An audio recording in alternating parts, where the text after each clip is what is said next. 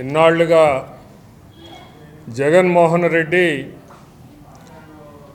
అంటా ఉన్నాడు ఏమనంటే వై నాట్ 175 అనేటటువంటి మాట చాలా చాలా గొప్పగా ఎందుకు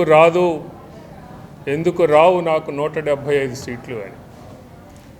అలాగే వై ఏపీ నీడ్స్ జగన్, ఎందుకు ఆంధ్రప్రదేశ్కి జగన్ అవసరము అని అత్యంత మరి గొప్పగా మాట్లాడాడు. కానీ నిన్న చూసాం మనం తిరుపతిలో ఈ ఎడ్యుకేషన్ సమ్మిట్ ఒకటి, దానిలో ఒక పెయిడ్ ప్రోగ్రాం ఏర్పాటు చేసుకొని ఇండియా టుడే వారితోటి, అది కూడా దాదాపు 3.5-4 కోట్ల రూపాయలు ప్రజాధనాన్ని వెచ్చించి మరి ఒక పెయిడ్ ప్రోగ్రాం చూసాం మనం. అందులో ఏమంటున్నాడంటే నేను 56 నెలలుగా నేను చేశాను, కానీ ఈ రోజున ఒకవేళ అవసరం అనుకుంటే నేను దిగిపోతాను, ప్రజలు వద్దనుకుంటే వెళ్ళిపోతాను అని భీరు మాటలు మాట్లాడుతూ ఉన్నాడు. ఒక పిరికితనపు మాటలు మనం చూసాం నిన్న.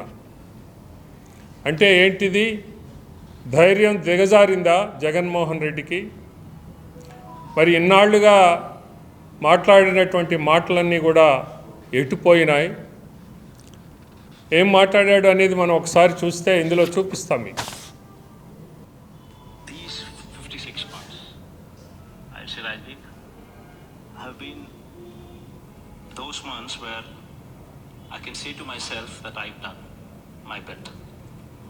And no regrets. Even if I were to step down today, I have absolutely no regrets. I'm more than happy.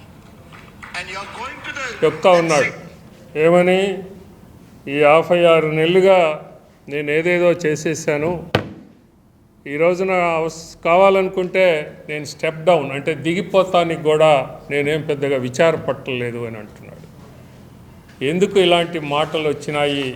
అంతర్లీనంగా ఆయనలో ఒక భయం ప్రవేశించింది అంటానికి ఈ మాటలే తార్కాణం అని మేము అంటా ఉన్నాం. 2021లో చెప్పాడు ఏమని, ఆ రోజున ఇక్కడే మన మున్సిపల్ స్టేడియంలో మాట్లాడుతూ, ఆ రోజున ఎవరో కూడా చంద్రబాబు గారు కానీ దత్తపుత్రుడు కానీ ఎవరైనా సరే నా వెంట్రుక కూడా పీకలేరు అని ఆ రోజు అన్నాడు. 22లో నన్నే నమ్మండి అని ప్రజలకి చెప్పుకున్నాడు. మరి ఈ రోజున 23లో ఏమన్నాడంటే ఒక్కొక్క స్టెప్ దిగుతూ ఉన్నాడు. ఆ రోజున 21లో వెంట్రుక పీకలేను అన్నటువంటి వాడు 2022 వచ్చేటప్పటికి నన్ను నమ్మండి, నన్నే నమ్మండి అన్నాడు.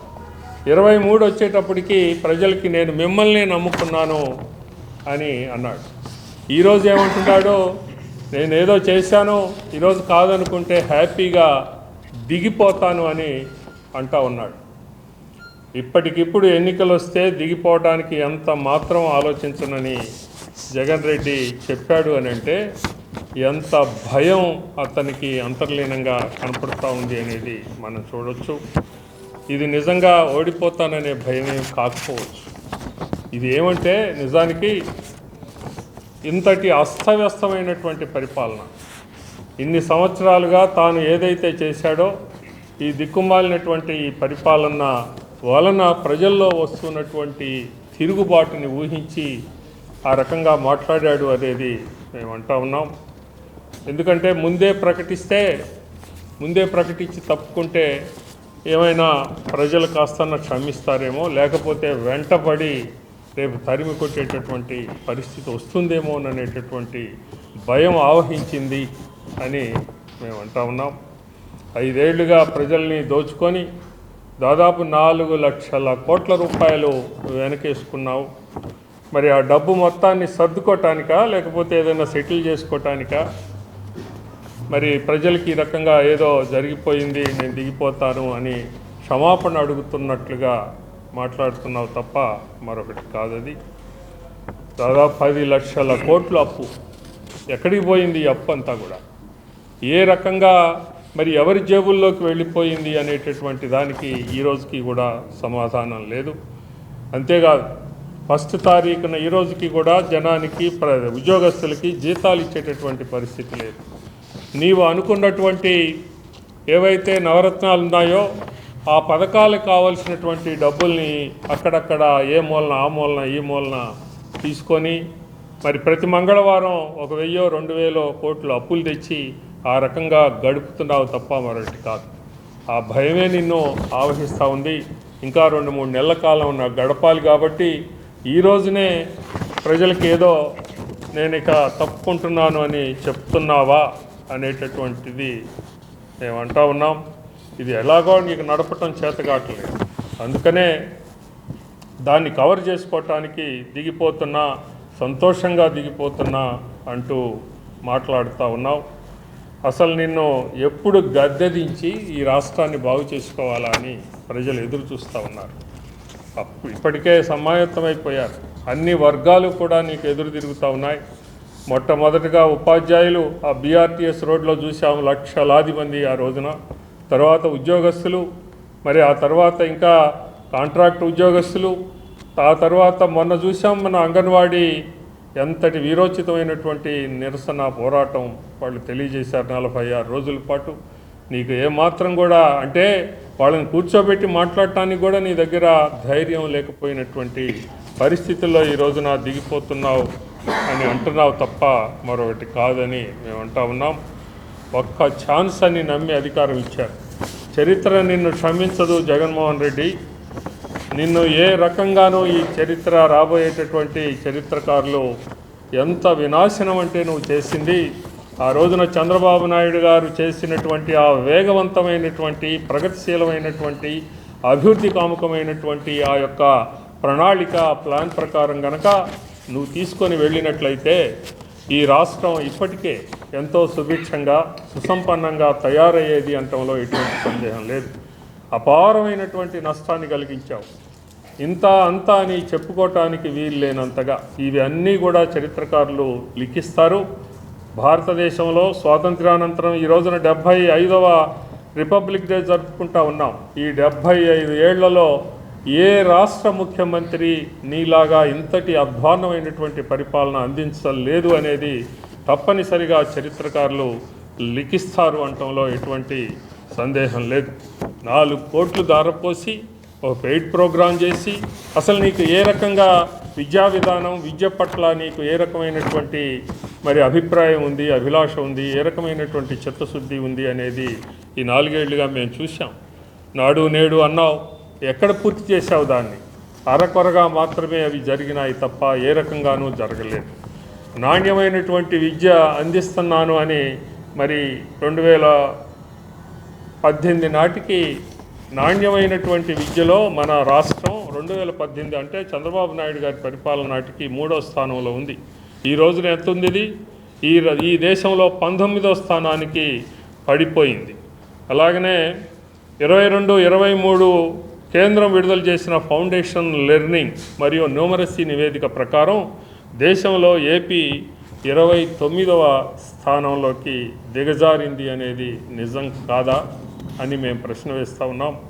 అలాగనే కేంద్ర ప్రభుత్వ అధీనంలోని ఆరా సంస్థ నివేదిక ప్రకారం 8వ తరగతి విద్యార్థులు 2వ తరగతి లెక్కలు కూడా చెప్పలేనటువంటి వెల్లడించలేనటువంటి పరిస్థితుల్లో ఈ రోజున ఉన్నారు. ఇది విద్యా వ్యవస్థ యొక్క వైఫల్యం కాదా? ఇది ఏ మేరకు నువ్వు విద్యా వ్యవస్థను మెరుగుదల చేశామని అంత గొప్పగా తిరుపతి ఆ సమ్మిట్లో పాల్గొన్నావని మేము అంటా ఉన్నాం. అలాగనే ఆ రోజు చూసాం చంద్రబాబు నాయుడు గారు ఎక్కడా కూడా ఆయన ఇంగ్లీషు విద్యని కాదని అనలేదు. ఆ రోజునే ఆయనే ప్రవేశపెట్టింది, నువ్వు కాదు. ఆ రోజున మున్సిపల్ స్కూళ్లలో ఇంగ్లీష్ విద్యని ప్రవేశపెట్టి క్రమక్రమంగా మరి నాణ్యత పెంచి ఆ రకంగా చేయాలి అని అనుకొని ఒక పక్కన మాతృభాష, మరొక ప్రక్కన ఇంగ్లీషు అంతర్జాతీయ భాష నేర్పాలి, ఆ రకంగా ఒక ప్రణాళిక ప్రకారం తీసుకొని వెళ్తే అది నాణ్యమైనటువంటి విద్యను అందించడం అవుతుంది అనేది ఆయన ఉద్దేశంగా ఆ రోజున 7,000 స్కూళ్లలో ప్రవేశపెట్టారు. నువ్వేం గొప్ప కాదు ఇది. ఆ రోజున ఇంకా బెస్ట్ అవైలబుల్ స్కూల్స్ అని ఆ రోజున చంద్రబాబు నాయుడు గారు ఎస్సీ ఎస్టీలకి వెనుకబడినటువంటి వాళ్ళని కార్పొరేట్ విద్యాలయాల్లో చేర్చేటటువంటి బెస్ట్ అవైలబుల్ స్కూల్స్ని వాళ్ళు ఆ రోజున స్కీమ్ని తీసుకురావటం జరిగింది. ఆ స్కీమ్ని నీవు పూర్తిగా రద్దు చేశావు. చివరికి ఎక్కడ దాకా పోయావు? దాని మీద కోర్టుకు పోతే నువ్వు సుప్రీంకోర్టు దాకా పోయావు. కింద కోర్టు హైకోర్టు చెప్పినా కూడా వినకుండా సుప్రీంకోర్టు దాకా పోయి దాని పట్ల విముఖతని ఎగైనిస్ట్ని వ్యతిరేకతని ప్రకటించావు అని అంటే నీకు ఏ రకంగా ఈ విద్యా విధానం పట్ల నీకు సరైనటువంటి దృక్పథం ఉంది అని మేము ప్రశ్న వేస్తూ ఉన్నాం.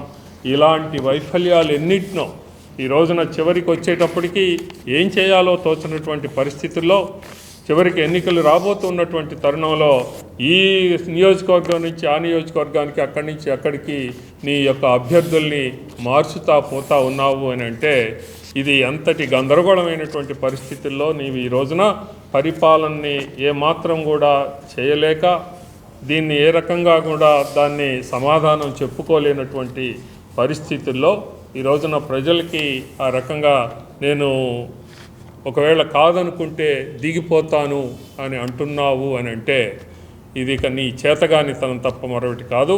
ఇప్పటికైనా సరే నీకు ఎక్కడో ఒక చోట కొద్దిగా మనసున్నట్లయితే నీవు చేసినటువంటి ఈ వ్యవస్థని పూర్తిగా పాడు చేసినటువంటి ఈ యొక్క పరిస్థితుల్లో నువ్వు కనీసం సిగ్గన్నప్పుడు జగన్మోహన్ రెడ్డి అని మేము కోరుతా ఉన్నాం.